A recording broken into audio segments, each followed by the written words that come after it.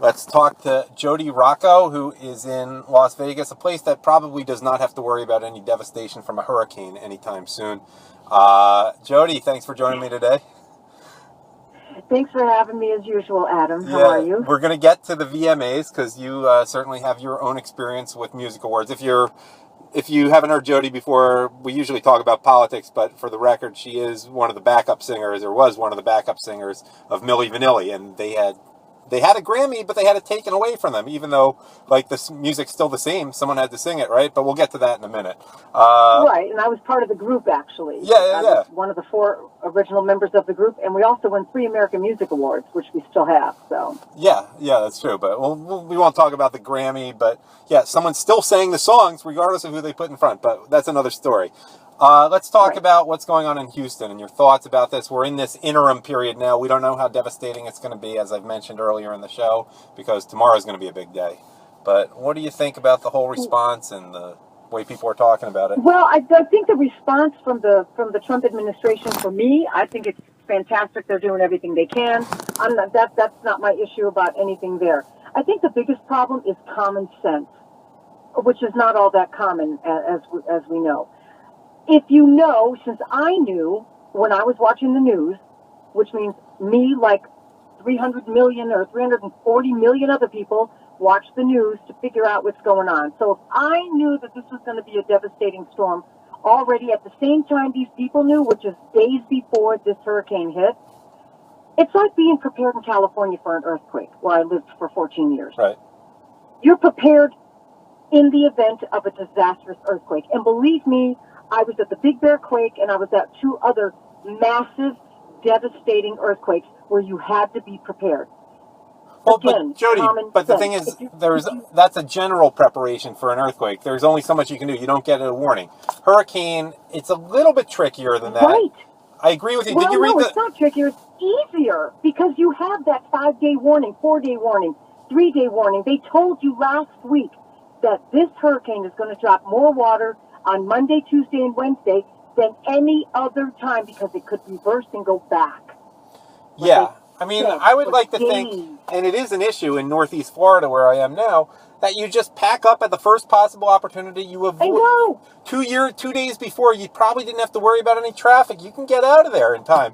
A day before is a different story, and it is a big city, 5 times more people than New Orleans. Did you read, by the way, the Carl Denninger piece at marketticker.org? Yes, I did. Okay, that was excellent, I thought.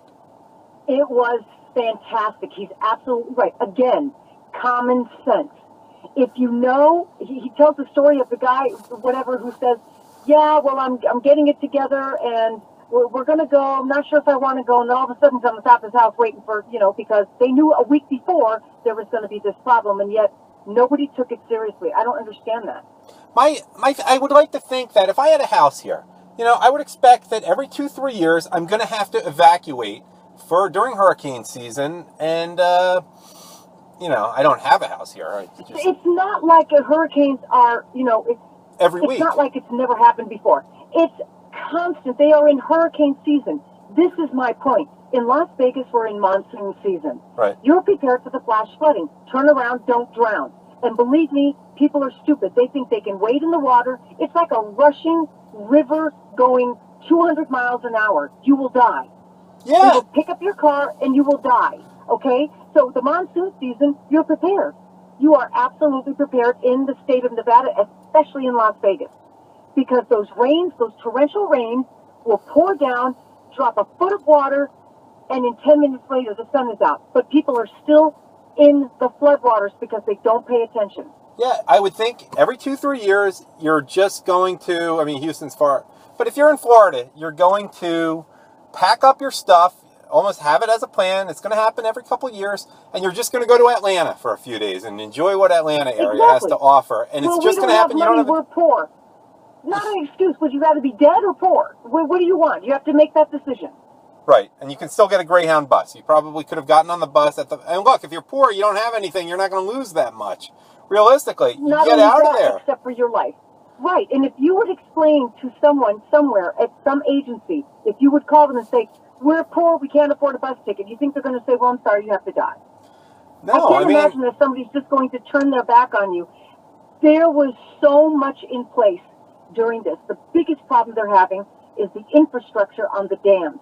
If the dams are forced to release that water, it's going to flood even more, and it may not even, the levees still may not even hold because they're in such despair. It could be really tragic by this time tomorrow. It could be. It could be very much so, yes. And the rain is supposed to continue until Thursday. And there's people that are still thinking that they can go on the top of their roofs on their house and they'll survive. Why would they think that? Look, I would have started walking by now. If I had no other thing, I would figure out which roads do not have floods, or I'd swim part of it, or go through the areas. There must be some path onto high ground where you can just... Exactly. And if you're poor, by the way, like a lot of people, I think about this in terms of the Holocaust. A lot of people were killed because they couldn't part with their possessions. As Anne Barnhart, who I like a lot, says a lot of people have lost their lives because they can't part with their precious shit. And that's the term she uses. Right. And, you know... materialistic garbage is all it is in comparison to a life. You can walk 20 miles in a day. I mean, you could get to somewhere. Okay, you're homeless if you're not going to freeze to death. The first thing I'm going to grab is I'm going to grab your walker, because I know he can't walk more than maybe, 200 or 300 feet. And then he's going to be, and I'll grab that walker, and if I have to carry him myself, leave the effing house and walk. Yeah. We will get out of the way of the flood waters. We will get out of the way of everything. And it does flood here. It gets really bad. Yeah. I mean, if I had no vehicle, I would start walking toward, if in Florida, I would walk 20 miles from the coast in one day, and I would just walk 20 miles more the next day, if need be. If you couldn't get anywhere, if traffic were bad. To me, that's common sense. Right. That's common sense to me, though. And then but I'm not seeing a lot of bad stuff on TV. I really, I'm not. You know what I'm missing a lot of? Mm-hmm. The left condemning anything that's happening. I'm not seeing that at all. They're waiting. They're waiting. And plus, they can wait all they want. There's nothing that they're going to be able to do. Everything is working like clockwork to make sure that this catastrophic event doesn't become some sort of whipping post for the disgusting left.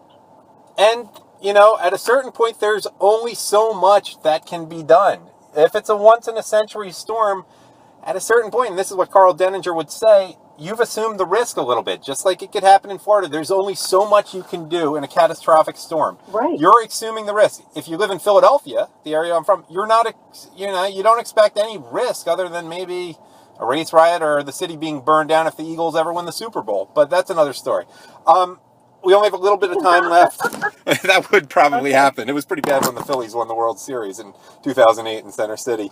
But just with the 2 minutes or so we have left, you did watch the VMA Awards yesterday, and you had some thoughts about that on MTV.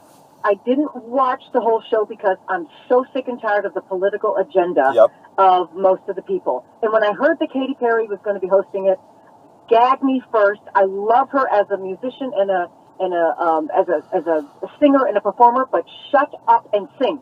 That's all I want to hear from you. I don't want to hear your stupid, asinine jokes or comments or ridiculous political crap, rhetoric, garbage. Not interested.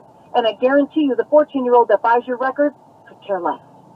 Yep, couldn't care less. So that's one of my pet peeves when people say could care less when they mean couldn't care less. It's just a thing with me, Jodie. They couldn't care less. Yeah. Okay.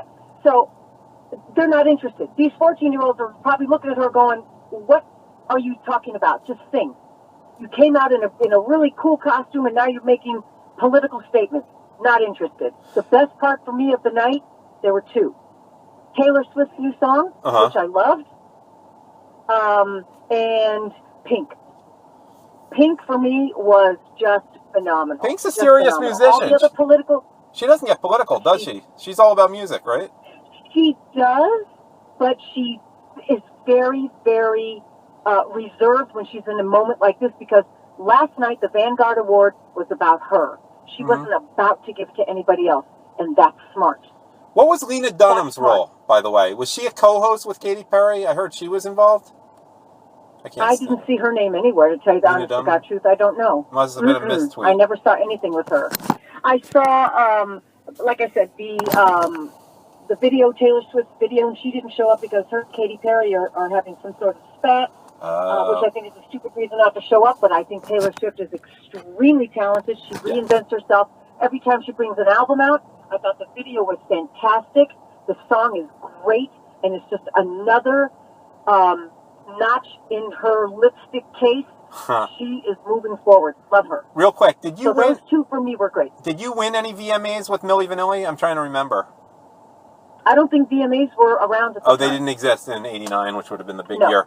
And I saw something interesting. I watched your video. You know, people made a big deal about the interracial couple in Hello by Adele. But you had interracial couples in the Milli Vanilli video. I didn't realize that. I mean, like, that was 20 years before. You know, 25 years ago? If they can find something, they will. I mean, look at Berkeley. Look at all these college campuses. Look at all these morons who will find anything. Look, if you want to say something against me, take the stupid hood off your face, uncover your face, and show who you are. Be a person. Yeah. If you're going to diss me, let me see who you are. So that way, when I hit you, you'll know it's me doing it. No. They weren't saying anything bad about you. I'm just saying they made such a big deal about a matter-of-fact interracial couple being in the Adele video. And then I just realized you guys had done that 20 years before. I forget which one it was. At least in two different... Girl, I'm going to miss you. Yeah. Baby, don't forget my number. Most of the girls were white. Yeah. Always. Yep, and got to let you go, but I have to say it was cool. A week ago, I love listening to the Big 80s Countdown on Sirius FM, and it was 1989 was the year they did, and Milli Vanilli had two songs, I guess it would have been 28 years ago last week in the top 40. Girl, I'm going to miss you. And Blame It on the Rain. You know it's true.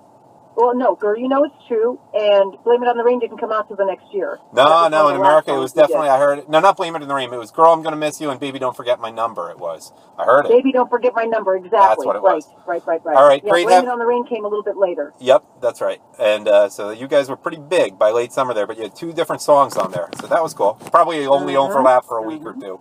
But great having you on again, Jody. I'll talk to you soon. Thank you for having me on. See ya. All right, honey. Bye. Take care. All right, bye-bye.